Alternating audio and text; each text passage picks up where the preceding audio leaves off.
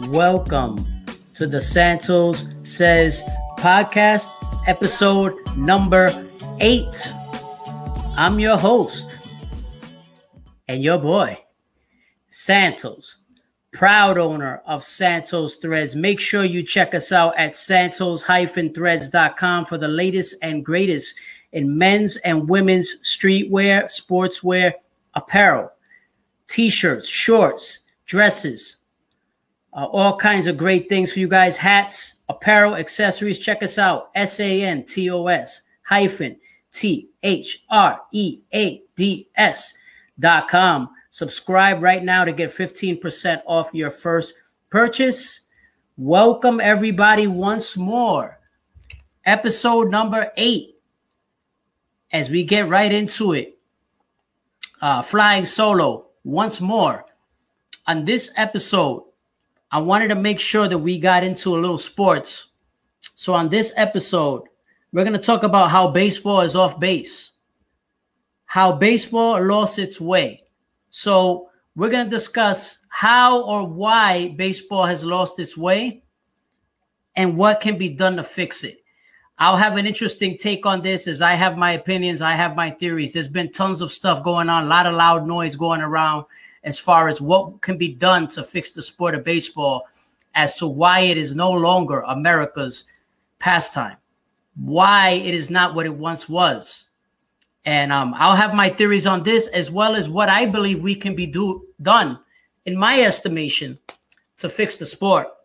A lot of what baseball does is kind of self-inflicted wounds.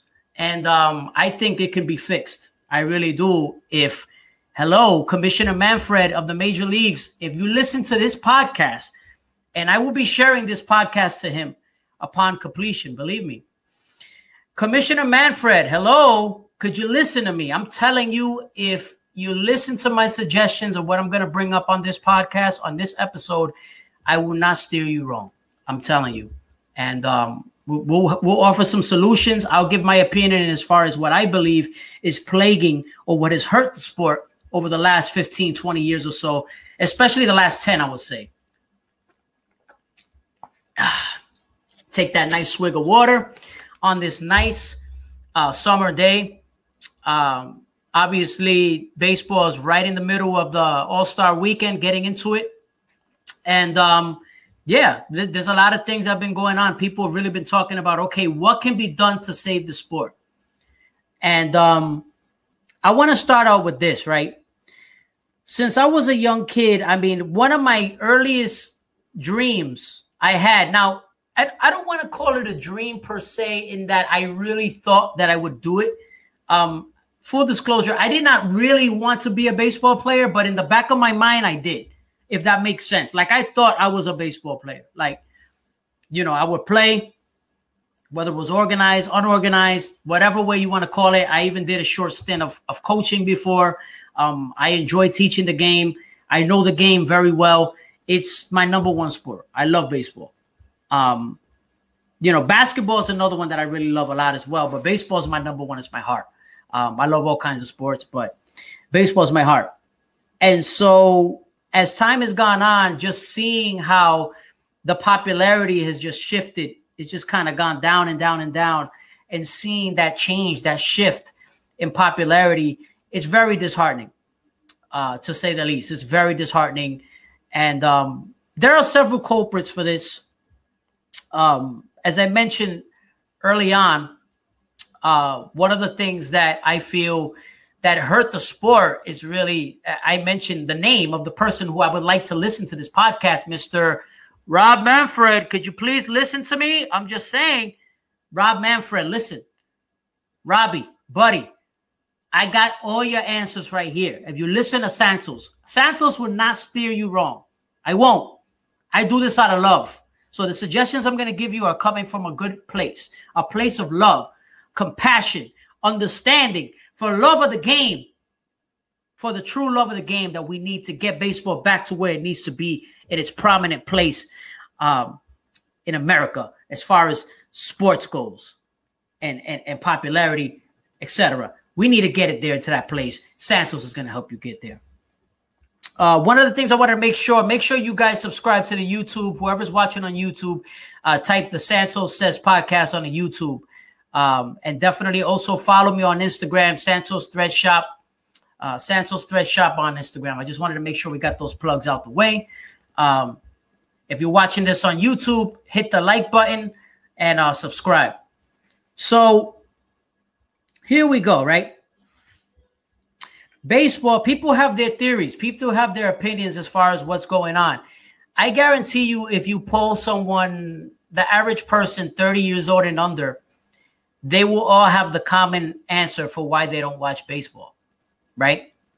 From that standpoint, you know, you could ask them. You could go to any random street and say, "Hey, do you watch baseball?" They might say no. A lot of them, I guarantee you, most of them will say no.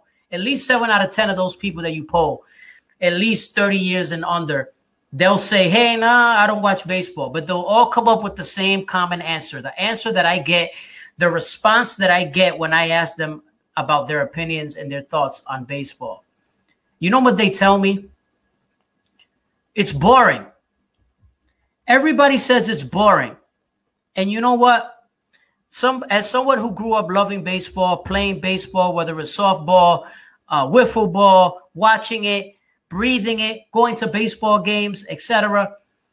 I have to say they're not wrong. Baseball has become boring. Like, I find myself struggling to watch baseball sometimes, watching these games, whether it's the Mets, the Yankees, because anybody knows me, I'm a diehard Mets fan. But I do watch some of the other teams because I do love the sport. So they'll tell you, they'll say, "Listen, I can't watch this game today. It's so boring. The pace is so slow. There's no action. There's nothing going on. Every time I watch it, it's either a walk, somebody draws a walk, or strikes out. And then maybe they'll hit a home run. But that's it. It's a walk, strikeout, home run." Baseball has become predictable with 3 outcomes. It's been 3 outcomes. This has been what we've seen over the past decade and a half. No, I would say especially the last decade, especially for sure. Before that, it wasn't as much the case, but at least the decade or so, 5, 6, 7, 10 years, that's what it is. It's been that. So you got to ask yourself, right? It comes to a fundamental question in preparation, in what people are looking for, in training, in philosophy, as far as how the game is played, right? At least from an offensive standpoint.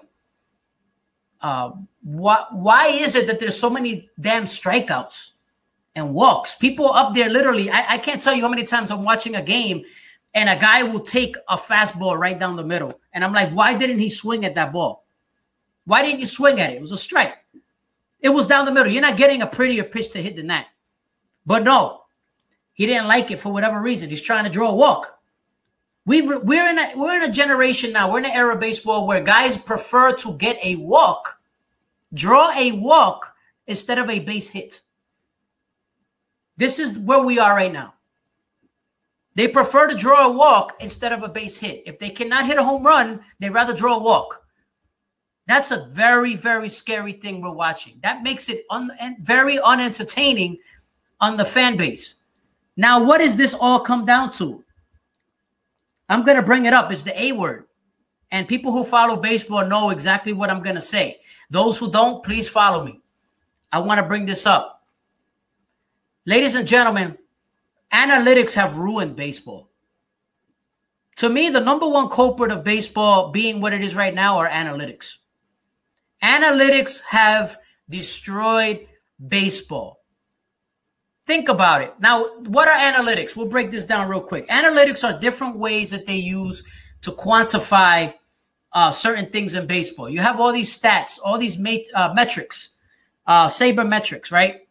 You have all these stat geeks that work in the offices of the baseball operations, these teams, and they come up with all these formulas and all these things, and they've all found in their analysis that you should hit the ball up in the air.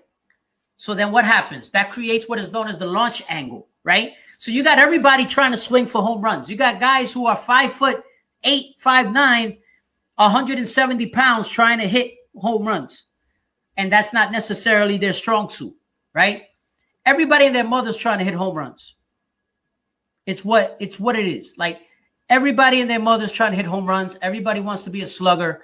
And then what happens? The more you try to hit home runs, because according to analytics, it's good to hit a home run or it's good to draw a walk. Get on base. That's what they want you to do. So if you don't hit a home run, you strike out. We're seeing guys afraid to kind of choke up on the bat or to hit for contact. Now you got guys just, everybody's just trying to hit home runs. That's where we are. That's where we are. Everybody is trying to hit home runs. This is where we are right now. And so that's why people are striking out like crazy. Guys are striking out like nothing. And so analytics also teaches everybody that it's better to draw a walk, or not even, excuse me, that it's the same, is just as valid. Drawing a walk is just as valuable as a base hit. Now think about that for a second. Drawing a walk is just as valuable to your team as getting a single, hitting a single, a base hit. Look, that's crazy.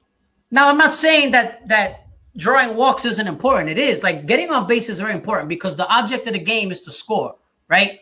The object of the game is to score as many runs as possible. Therefore, you get on base, you score as many runs as possible. You give your team a chance to win. You're going to be more successful, right? That's what it is. But the problem is everybody has decided they wanted to play the same way because of these organizational philosophies. The industry, it's an industry. Now they're looking for guys to all hit the same way.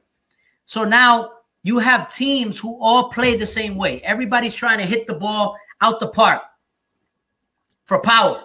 Then everybody strikes out 1,000,000 times. So you got 1,000,000 strikeouts. You got 1,000,000 people just getting walks, just looking for walks, drawing walks, strike out, or trying to hit a home run. So what has that done? That's taken away from the most exciting part of the game. The most exciting plays in the game. There are two plays in the game that are the most exciting parts in the game that have been little by little removed from the game, and it's a crying shame. One being the stolen base. Analytics teaches people that you shouldn't waste, I put this in quotations, you shouldn't waste your times on base. You shouldn't waste these opportunities. So it's not worth you trying to steal a base. That's what analytics is teaching you. It's not worth you trying to steal a base to get caught stealing a base. No. Let's not steal bases. Let's go station to station. So if we hit a double or we hit a single, whatever, let's wait for the other guy to drive us home. How boring is that? No wonder everybody thinks baseball is boring. It is. It's getting boring. It's out of control. It's boring. Who wants to sit there and wait for the next guy to drive the next guy to drive the next? Like, what are we doing here? Or waiting for a strikeout fest. Guys are just striking out. Let's strike out. Everybody, let's strike out because I'm going to swing this way. I'm going to swing with an uppercut. And when you swing with an uppercut, you're not going to make contact because the bat is not going through the zone long enough.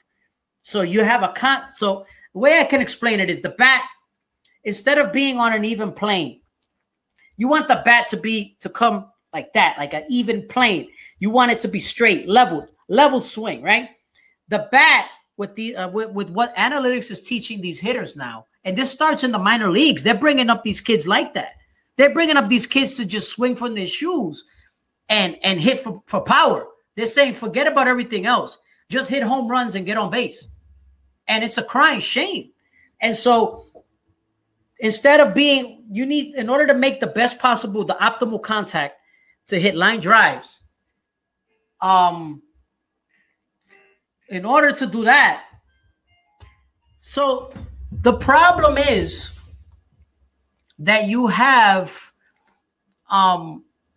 The problem is now you got everybody, instead of hitting the ball on a plane, they're trying to hit the ball on an uppercut.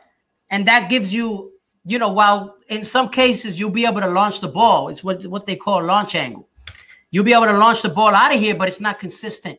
You're not going to be able to make consistent contact that way. Therefore, the batting averages are going down. People don't care about batting averages anymore. The batting averages are going way down, as you've seen, because they don't care. They're sacrificing batting averages for launch angle and for putting the ball in the air. What does all this mean? Less action. Guys are not stealing bases. Guys are not hitting doubles or triples in the gap. Don't you remember how exciting it was when you watch a game and you see the guy running around the base paths, whether it was a fat guy who was slow or a guy who, was a speedster, right? Running around the bases, and the other guy is trying to make the relay throw, and he's going to make it, and he's trying to hit the cutoff man, or he's trying to gun a guy down, and you're waiting for that play, or that play at the plate.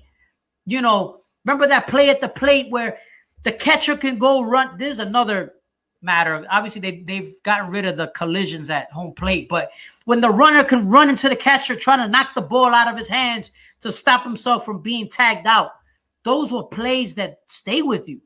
Those relay plays, those things like that. I mean, those plays are just, I remember watching this game. I mean, not to go off on a tangent here, but I remember watching this game with Derek Jeter. A lot of people will remember this play. Believe me, you don't even have to be a Yankee fan to know this play. There was this play where you guys remember it where, what was it? Derek Jeter does this flip play and like to beat the A's in the playoff. Like, that was some crazy play. Derek Jeter does some crazy play, hits the man. Man, I forgot what game it was. It was a game against the Athletics, but it was a great play. And I remember it to this day. It was just like and it's just little stuff like that you don't see anymore, or very rarely see. You see a lot of guys running into the outfield, robbing home runs, catching making diving catches. You see that all the time because obviously when guys hit the ball in the outfield, guys hit the ball out there, you're going to see outfielders making plays. They're going to get action out there. But so that's analytics.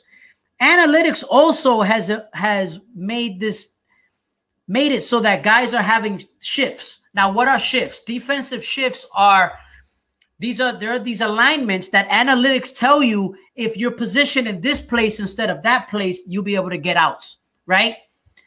Now, I understand the strategic part of the game is important.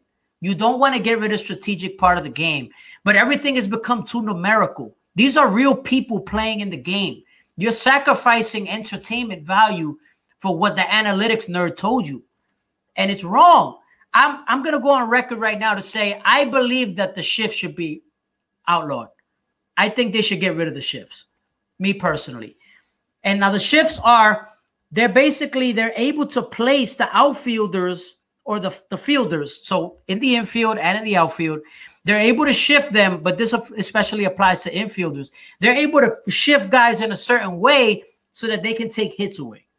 Now it works to a certain extent. It works as far as like preventing certain guys from getting hits, right? But at the same time, it's not entertaining. It's not entertaining because there's so many guys that can, it's taking away from the hitting element as well. Like, I understand you want to be able to place your guys in a certain position where guys can pick it and stop guys from hitting. I get that part. But at the same time, you got the freaking shortstop. The shortstop is supposed to be on the left-hand side of the diamond. You got him all the way by the second baseline, by the second baseman. Come on. You got the guy lined up like, 50 feet across the diamond. He doesn't belong there. You got the freaking center fielder standing right. You're shifting him from center field all the way to like left field by the closer to shortstop. Come on, like you shouldn't be able to do this. This is not fun to watch. You're taking away hits from guys that have gotten hits in these spots for 100 years. And all of a sudden, you're going to say it's okay to have the center fielder playing practically on the shortstop positioning on the diamond? Come on. This is a joke. And so it's these little things that baseball's been out of touch about that they've never changed. Now, this is a way that is lost. This is, these are some of the ways that baseball's lost its way. I remember growing up in the 90s. You had these guys, like baseball was a big deal growing up in the 90s. Okay. I mean, first of all, ESPN, let's get into this. I'm going to call out ESPN first. ESPN, shame on you. And I'll explain what I mean. ESPN has just stopped covering baseball. I mean, I know they try to do a couple shows here and there. I think this year they're covering the MLB draft. Whoop-de-doo. They got their Sunday game of the night. No. Oh, Sunday game of the week. No. ESPN, you guys couldn't be bigger hypocrites than you are. You guys gave up on baseball years ago. You guys don't care about baseball. ESPN doesn't care about baseball. Every year they drop their coverage little by little by little. They hire fewer and fewer people to cover the sport. They give it little and little, fewer and fewer attention. I mean, you might as well turn baseball into hockey. That's how much coverage you give it. You basically give it the hockey treatment. I mean, no offense to hockey. Hockey's a great sport, but I'm just saying. I mean, you're basically turning baseball into the hockey treatment. Like, hey, it doesn't exist. Like, and that's how I feel about it. Like, they're making baseball is not a priority. Like, ESPN doesn't care about baseball. They're too busy pandering to the NBA and the NFL. Like, that's all they care about. And don't get me wrong. I love the NFL. I love the NBA. Love them. But can baseball get a little love? So then you ask yourself, well, why is this the case? I remember when I was a kid, ESPN showed tons of baseball coverage. They showed games all week long. They showed baseball games. ESPN had, SportsCenter had coverage, all kinds of coverage. You had all these wonderful plays. They didn't just show home runs either. They showed all kinds of things. They showed defensive plays. They showed base hits. They showed stolen bases, which, by the way, you don't see stolen bases anymore. Guys don't steal bases anymore. Like, stolen bases were such a fun part of the game. They've taken that away from the game. Stolen bases are a fundamental part of the game. Go back in time. Take a look at that black and white photo or the black and white imagery of Jackie Robinson stealing home on Yogi Berra. And Yogi Berra swore until the day he died that he was out. But Jackie Robinson stole home plate in a World Series game. Jackie Robinson stealing home. You'll never see that now. When's the last time anybody stole a base in the postseason that meant like a game in the matter of life or death or home plate for that matter? I mean, when does it happen? Never happens. Never happens. I mean, you can count on maybe one finger the amount of times you've seen somebody do that in the last 20 years, 15 years. And it's a crying shame. So growing up, as I was mentioning, I remember these larger-than-life stars. Frank Thomas, Ken Griffey Jr., Sammy Sosa, Rafael Palmeiro, Juan Gonzalez, Ivan Rodriguez, Mo Vaughn. I'm a Mets fan. Mo Vaughn stunk for the Mets, but he was a great player for Boston. Let's just leave it at that. Roberto Alomar. Roberto Alomar, of course. I mean, Randy Johnson, Pedro Martinez, Roger Clemens, John Smoltz, Chipper Jones, Andrew Jones. I mean, I could go on and on forever. These guys were larger than life. But my favorite players in that era were Ken Griffey Jr.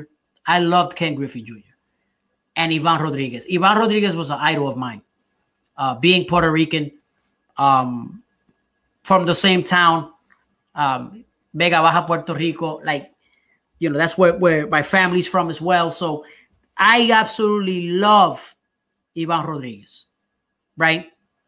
And so These were people who I grew up idolizing. Even Sammy Sosa, seeing him go for those home run records, regardless of whatever happened. Look, I know what happened after that with him and McGuire and Bonds later on with the steroids. I get it. That's another thing. I'm not going to discuss the steroid era on this episode. But what I will say is that they contributed to the game. They contributed to the appeal of it. The appeal, the ratings, everything was through the roof. Everything was great. And so getting back to Ken Griffey Jr., it saddens me that years later, the only baseball player who had any kind of like swagger or who sold shoes, you know, because I'm a big sneaker guy, who meant something to the sneaker culture, to the urban market, was Ken Griffey Jr. And years later, that's still the case. So what do I mean by this? Baseball has failed to produce stars in that, not produce stars, to promote their stars. A lot of these great players, like, unless you're a diehard baseball fan, you have no idea who these guys are. These guys don't transcend their sports. It's not the same like when you see LeBron James or Kevin Durant or Messi or Ronaldo. Like, these guys transcend their sports, right? There's people who don't watch soccer who know who Ronaldo or Messi are. There's people who don't watch basketball who know who LeBron James is, right? And so these are the things that that matter. And so there's no one who transcends the game, not because there isn't talent. There is no lack of talent. There's plenty of talent. It's baseball and their failure to properly promote these stars. So it goes with the ESPNs of the world. It goes with MLB and the commissioner's office and what they've done, their lack of being able to get these sponsorships for their stars and really promoting their games. Baseball is an international game. Baseball is an international game. There is no reason why baseball shouldn't be up there almost, not now, soccer's number one, but there's no reason why they shouldn't go almost toe-to-toe with soccer, okay? Not as many nations in the world play baseball as they do soccer. I get that. But baseball was on the cusp of being that sport, and it's an international sport. You got Latin America, the Caribbean. You got Cuba, Dominican Republic. You got Puerto Rico. You got Venezuela. You got Curacao, Japan, Korea. You got Mexico. You got Aruba. Listen to all these countries. Look at all these countries. You got China, Chinese Taipei, Taiwan, right? Not to mention, of course, America, the United States is the American game, right? I mean, you've even had baseball players from Brazil. There hasn't been a lot, but there's been a few. You got baseball players that have come out of Brazil. So, Colombia. You've had baseball players from Colombia, from Panama, Venezuela. I mean, Nicaragua. Like, am I missing something? There's a lot of countries, Australia, South Africa. You've even had some baseball players from Italy, believe it or not. There's been a couple, not a lot, but there's been some. And Mike Piazza's done a good job of trying to bring the sport along in Italy. I mean, these are places, this is a sizable amount of countries that the sport is thriving. Obviously, Netherlands, Aruba, Curacao, these countries. So there's tons of opportunities, but they don't promote their stars. Mike Trout has been the best player in the sport for the most part, for the better part of a decade. 9 out of every 10 people that walk down the street, unless he has the damn Los Angeles Angels of Anaheim uniform on, won't know who the hell he is. And that's a fact. They won't. They won't know who he is. They couldn't pick him out of a lineup. Whose fault is that? Is that Mike Trout's fault? Mike Trout is a quiet guy. And mind you, he signed to Nike. He signed to Nike or Swingman. Why has he not released a shoe? Which gets me to this point. Okay? If you want to be relevant in this culture to the youth, If you want to resonate with the youth, you got to speak their language. The youth speaks fashion. They speak sneakers, apparel, swag, style. That's what they want. That's what they want. So I get into this point now. How do we fix it? It's very simple. Well, I mean, that's a cliche. It's not simple, but it can be done. I'm gonna bring these props up right now. I'm gonna show you. As I mentioned, going on the point I was just making, as far as contributions to the culture, bringing that up to the culture, bringing relevancy to the youth. That's what the. Jeez, what's wrong with me? Relevancy to the youth. I'm gonna show you right now. These that I have on my hand right here, and I mentioned his name before. Ladies and gentlemen, these are some beautiful sneakers, right? Look at these sneakers. Look at that. These are Ken Griffey Jr. And Senior. This was a pack, part of the Ken Griffey pack with Nike. Now, the point of me bringing these up here is not to do a sneaker review, but I'm going to show you something. Look at these details. I mean, tremendous. These are Air Force Ones, part of the Griffey pack. I mean, these are tremendous, right? Look at that. So if you're watching on YouTube, that's not my point of what I'm trying to get at to do a review. That's not my point. Listen to this. How is it that it takes a player who retired many years ago, who still sticks out in our minds? There was only one Ken Griffey. They've done all these, and I love what they do. I love with the swing, the brand with Nike, swing brand, Swingman brand, all that. I love what they do. How come all these years later there hasn't been another one of these? Another Ken Griffey? Why? Why has Nike or any of these other companies not created another shoe line and sell shoes to penetrate this market, to get the kids? This is how you get the kids back into baseball. This is part of it. Kids want to have that swag. They want that drip. They want that style. That's how you give it to them. You gotta speak their language. You understand? I'm not finished. Hold on. I got more props. This is another one in my hand right here. See this right here? This shoe came out when I was a kid originally. This was the OG, right? This is the Griffey Max 1, freshwater. This is the OG one. I begged my mother. Hold on.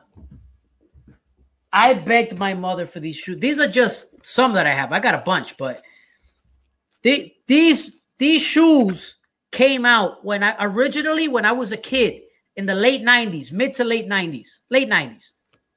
We couldn't afford these, okay, back then. Now they cost $170. I mean, you can just whatever, right? It's very difficult. I understand that for people to afford them. I get that. Like the price is another thing that, whatever, right? That's not here nor there. That's another discussion for another day. My point is to actually make the merchandise that they want, right? So these sneakers that I hold in my hand were all they're Ken Griffey. Griffey wore these in the late 90s, and they re-released them. Let me get the other pair that I have here. Another pair of the Griffey pack, right? This is the Griffey pack. These are the Air Max 90s, kind of like the freshwater color. Look at that. Look at the details. They got really nice detailing. Really, really dope detailing. He used to wear his hat backwards when he participated in a home run derby, stuff like that. And so these are also for Ken Griffey Jr. And look, they have his Swingman logo. Right? These are shoes that are inspired by a player who, in his heyday, I was a kid. I was a kid to a teenager. I was a kid in his heyday. And Nike is releasing these shoes to commemorate that player. And God bless them. I'm so glad they made these shoes. That's not my point. I absolutely love these shoes. I had to get them. I can't get enough of them. I mean, I can't get enough of these shoes. I love them. Any baseball-inspired type of shoe like this that commemorates a player or something, I'm all over it. I love it. But this is my point. Why can't they do this? Why can't Nike or even Adidas or Under Armour or New Balance, whoever, name the company? Why can't these companies do this with today's stars? When is it time that we create the new Griffey? We can't keep living in the past. I understand baseball is built on tradition and heritage and speaking on the past or living in the past. It is. Baseball, more than any other sport, is deeply rooted in its tradition and its history. And we must always remember that and celebrate that. That's what makes baseball unique. Its ability to tell stories, passing down stories from generation to generation. But at the same time, you know, baseball's become out of touch. This is what the kids want. This right here. This is what the kids want. Nike Air Max. They want Air Force Ones. They want Jordans because, you know, Jordan makes baseball stuff too. This is what they want. So I take it back to Commissioner Manfred as I take these shoes off here. I go back to Commissioner Manfred. Commissioner Manfred, please, I beg you, take a good look at the players you have today. You have players that you can build. You want to talk about bringing the kids back to the park. You want to bring kids back to the park to play baseball. You want to bring the inner city back to the baseball fields. You know, and this breaks my heart. You know, the state of baseball is complicated because this breaks my heart. Like, I'll bring up a negative and a positive. The negative side of baseball right now is that baseball right now, Major League Baseball is only 7% African-American ball players right now. Do you realize all the great African-American ball players I grew up idolizing? I grew up idolizing great. They weren't just African-American ball players of all races, of white, Latino as well. But I'm saying at that time, there were so many great African-American ball players in the 90s when I was growing up, early 2000s, 90s. And to see that there's only 7%, there are only 7% African-Americans that make up the major league rosters. That is very, very sad to see that, considering all that Jackie Robinson and other figures from before that fought for to play this great game. Now, on the positive note, as a Latino, I couldn't be more proud as far as how much the Latinos have made up as far as for the talent. It's indisputable that Latinos are the most talented baseball players on the face of the earth right now.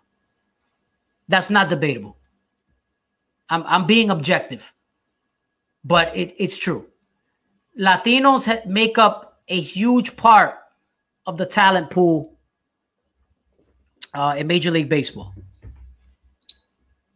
In particular, Dominican Republic. Dominican Republic is a gold mine with baseball. They have a system that works. The interest is there. Baseball is not down in Dominican Republic. Baseball is up on the Dominican Republic.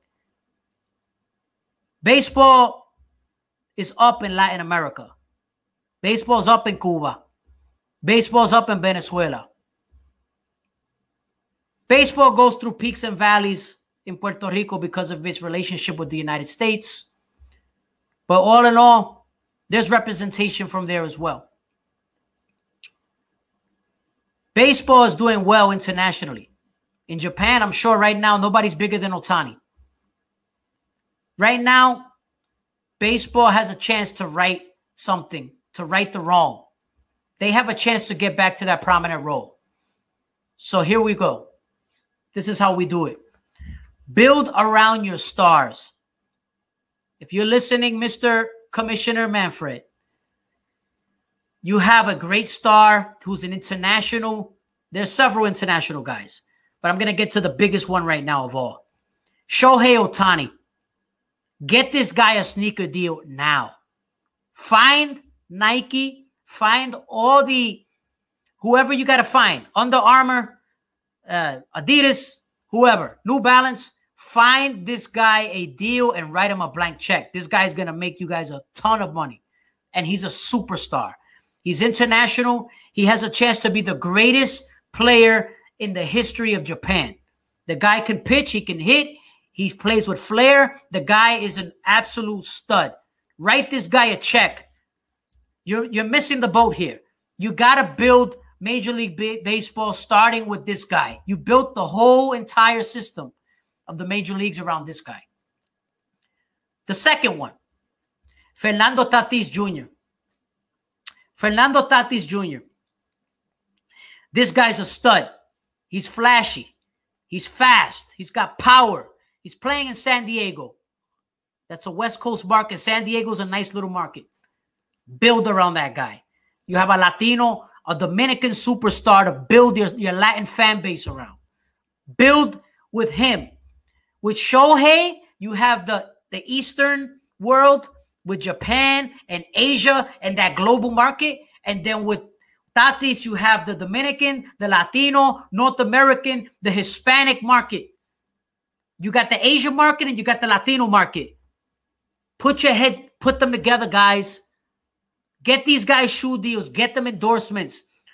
Do all kinds of stuff to promote these guys. These guys are super talented. They deserve to be found. Oh, second time I do that. I keep knocking over my mic. Get these guys discovered. Get them endorsements. Get them found. These guys are stars. They deserve to be seen and known about. They're not secrets anymore. These guys are big-time players. Get them out there. It's time to get them out there. These are major, major, major attractions. It starts with those guys. Then you have a case to be made for several others. Obviously, not every single baseball player can have a shoe. Those two, I guarantee, can sell shoes. I guarantee. I'll put anything on it. If you set up a good marketing plan and you put these guys everywhere, they'll sell anything. You name it. They'll sell whatever you want. Put their face on. They will sell drinks, clothing, sneakers, apparel, tourism. They'll sell whatever you put them on. Go get them out there. Build around those two first. Everything else can fall into play. Those are the two guys. If I'm Major League Baseball, I'm building around those two guys right now. And that's part of how you fix it, because you get the appeal. The younger audience will see these guys. These guys are flashy. They're fun to watch. They're talented. They play in pretty big markets. These guys will get things done for you. These are the guys you want. These are the guys you want to build around. These are the guys. You build around these guys, I guarantee you, you're going to be successful as an organization that is the Major League Baseball. You get other kids wanting to play the game. Now, you solve the international part. What about the American part, the domestic part? You got plenty of American stars to build around. See, you guys missed the boat with Mike Trout. Mike Trout was a guy who should have had his own shoe 10 years ago. Mike Trout was and is one of the best players in the game. It may not be too late for people to know who he is, but you should start celebrating him because he's a great player and he's headed to Cooperstown as a Hall of Famer. It's going to happen. Now, really quickly, from the gameplay, from playing the game standpoint, analytics, ban the shift. The shift has got to go. You don't need the shift anymore. Get rid of the shift. Get rid of it. Get rid of it. Get rid of it. Get rid of the shift. And, you know, the analytics part, listen, I get it. You have 1,000,001 guys who could throw 100 miles per hour. We don't need everybody to throw 100 miles per hour. Build your systems up. On the minor league level, it's time to start scouting guys who can throw different speeds. You don't need everybody to throw 100 miles per hour. Otherwise, everybody's going to get Tommy John, which you've seen. Tommy John surgeries everywhere because guys are throwing too hard. So that's what you do. Scout and develop for all kinds of different players. You don't need everybody to be a power hitter. Everything doesn't have to be about power and striking out. Get some speed back in the game, guys. Get some speed. Let's stop making these guys feel like they're less than if they decide they want to steal bases and take chances. Let's welcome that with open arms. Let's take chances. Let's send the guys. Let's hit and run. Let's send the guys to run, steal bases. Let's bring stolen bases back to the game. Let's bring speed back to the game. Let's outlaw the shift. No more shift. It's gone. Bye-bye, shift. Adios. Good riddance. No shift. So that's it. That's what we got to do. And it starts from the lower levels, from the fundamental level. Outlawing the shift, having guys make contact, hitting for contact, hit and run, stolen bases, and having pitchers throw different kind of pitches. You don't need to throw. You got plenty of talented pitchers who don't throw 99 or 100. You don't need that to be successful. You need location. Location, location, location. And that's how we bring the game back. Embrace the inner city. That's another one. Embrace the inner city. People from the inner city want people who look like them. Now, I understand a lot of people find the game boring, and a lot of the inner city kids are turning to basketball and football. It's up to the baseball world and community to reach out to them. They're not going to look for you. You got to look for the kids in the inner city to play. Once these kids see that baseball is fun again, that it could be fun, that you could play with some flair, that you could steal bases, that you can hit and run, that you can play with some swagger to you, that my favorite baseball player has a shoe and he has gear and he looks cool when he's going to bat, I guarantee you those kids are going to come back. They're going to resonate with the youth. Give these kids a reason to come back. Give the kids a reason to come back. Give them their sneakers. Give them their hats. Give them their T-shirts. Give them everything they want. That's what the kids want. The kids want a reason to get excited. Give these kids a reason to be excited about the game. Let's not be boring. Let's be fun. Let's make baseball fun. And that's all I ask. Let's promote these stars. Let's make baseball fun. And let's give people a reason to turn on that damn TV and watch the games. And that's what it's all about. And so that's it. And that's my rant. So everybody, make sure you follow me. Let me know what you guys think about that. Is baseball boring now? Has baseball lost its way? How do you think we can fix baseball? Definitely reach out to me at Santos Thread Shop on Instagram. Make sure to hit the thumbs up, subscribe on the YouTube, the Facebook, Santos Threads Official. And it's just like that. You guys know. So once again, thank you all for joining me. I appreciate you. I really appreciate you. And once again, don't just say what you mean or mean what you say. Say it with your chest. Peace.